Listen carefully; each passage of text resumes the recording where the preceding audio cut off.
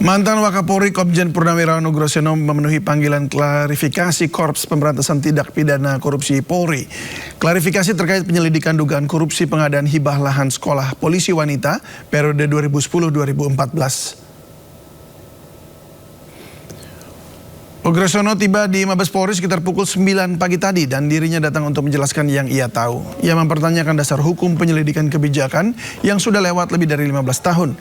Nama Ugroseno dikaitkan dalam kasus ini karena menjabat sebagai Kepala Lembaga Pendidikan dan Pelatihan Polri saat proses hibah dan pengadaan lahan berlangsung pada tahun 2011. Ugroseno menegaskan dirinya hanya melanjutkan kebijakan yang sudah ada.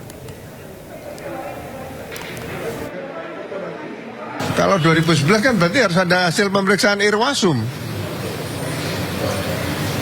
iya kan? Tapi dasarnya di situ pakai LI, laporan informasi. Nah, kalau dugaan tidak pidana, kalau internal Polri, ya harusnya berangkatnya dari Irwasum memeriksa biasanya gitu kan. BPK juga tidak ada temuan. BPK menilai Polri mulai 2011 pun WTP,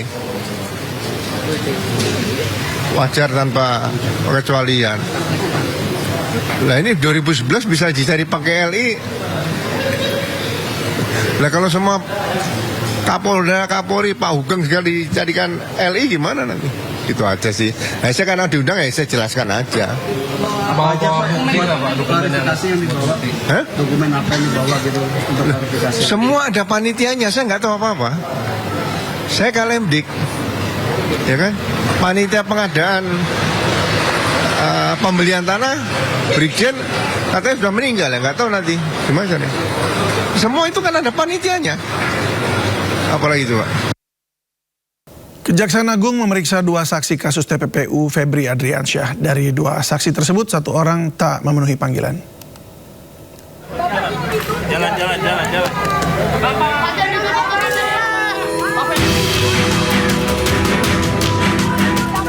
Tim penyidik Kejaksaan Agung atau Tim 9 memanggil 2 saksi untuk diperiksa dalam penyidikan kasus dugaan tindak pidana pencucian uang atau TPPU yang menjerat mantan Jampitsus Febri Adriansyah pada hari Rabu. Namun hanya 1 saksi yang memenuhi panggilan penyidik. Dalam keterangan tertulisnya, Kejaksaan Agung menyebut pemanggilan 2 saksi dilakukan untuk kepentingan penyidikan berdasarkan surat perintah penyidikan kasus dugaan TPPU yang melibatkan Febri Adriansyah.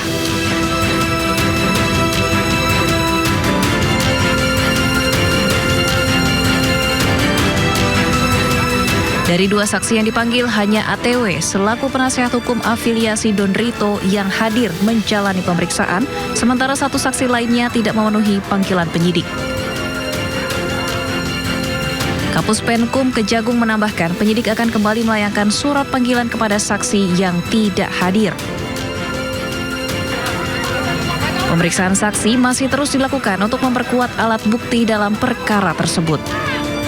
Tim Liputan iNews melaporkan. Kita ke informasi lainnya pemirsa, Presiden Prabowo Subianto menghadiri akad massal 62.000 rumah di daerah Kabupaten Batang, Jawa Tengah. Presiden Prabowo Subianto bersama jajaran kementerian hadir di Kabupaten Batang, Jawa Tengah untuk akad massal 62.000 rumah subsidi dan kur perumahan 880 miliar rupiah hari ini. Pemerintah bersama jajaran tengah terus berupaya meningkatkan pemenuhan kebutuhan rumah rakyat termasuk mempelajari langkah sejumlah negara lainnya. Kebutuhannya masih sangat-sangat banyak. Dan kita sedang merencanakan. Kita sedang mempelajari cara-cara yang lebih inovatif. Kita akan belajar dari pengalaman beberapa negara. Ya. Kita, kalau bangsa kita mau bangkit, mau transformasi, kita tidak boleh malu untuk belajar dari siapapun. Saya tertarik, ada pengalaman sebagai contoh, pengalaman bangsa India. Mereka mampu membuat rumah 40 juta rumah dalam 12 tahun. Jadi kira-kira 3 juta rumah setahun. Ini saya sedang pelajari bagaimana caranya. Ada teknik-teknik tertentu. Dan ini bisa kita coba. Untuk mengetahui informasi terkini, kita sudah terhubung dengan rekan Jen Cahyani di PN Jakarta Selatan. Jen, bagaimana pra-peradilan jilid 3 Roy Suryo berjalan tadi?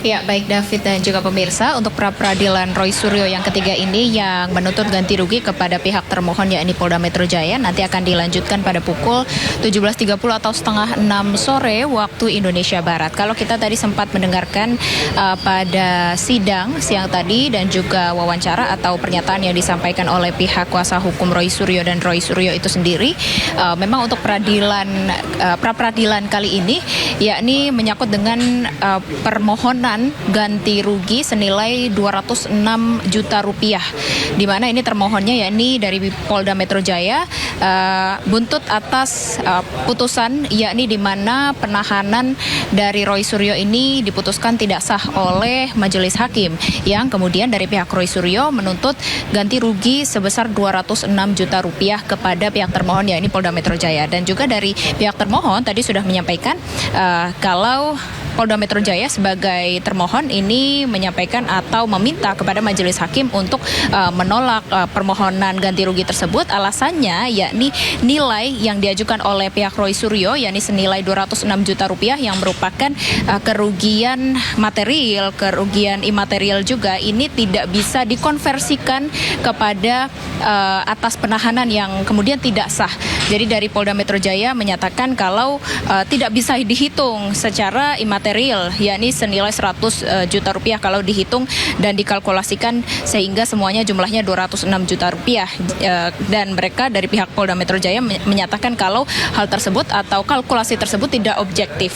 Sementara dari pihak Roy Suryo menyatakan kalau kerugian imaterial yang dirasakan atau yang didapatkan ini menyangkut terkait dengan pada saat penahanannya, yakni Roy Suryo mengatakan kalau ada perlakuan yang buruk dari pihak Polda Metro Jaya pada saat Roy Suryo ini ditahan maupun pada saat pemeriksaan kesehatan dan juga yang pada saat itu sempat juga dirawat inap. Namun Roy Suryo mengatakan kalau ia sempat diperlakukan secara paksa pada saat pemeriksaan kesehatan dan juga penahanan seperti itu, baik itu pemaksaan menggunakan rompi oren, borgol dan lain sebagainya, dan juga pemaksaan pada saat melakukan pemeriksaan atau di rumah sakit ini diseret paksa begitu untuk ditahan oleh pihak Polda Metro Jaya. Dan ini masuk kepada kerugian imaterial menurut pihak kuasa hukum Roy Suryo, dan ini dikonversikan atau dikalkulasikan untuk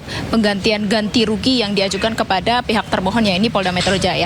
Dan nanti pada pukul setengah 6 sore, David dan pemirsa, kita akan mendengarkan bagaimana respon dari pihak Roy Suryo. Kalau tadi kita sudah mendengarkan dari pihak termohon yakni Polda Metro Jaya yang meminta untuk majelis hakim menolak permintaan atau permohonan dari Roy Suryo, nanti kita akan mendengarkan dari pihak Roy Suryo yang akan berbicara di ruang sidang kepada majelis hakim bagaimana respon mereka terhadap respon dari Polda Metro Jaya atas permohonan yang diajukan Roy Suryo yakni ganti rugi sebesar 206 juta rupiah. Sementara itu David.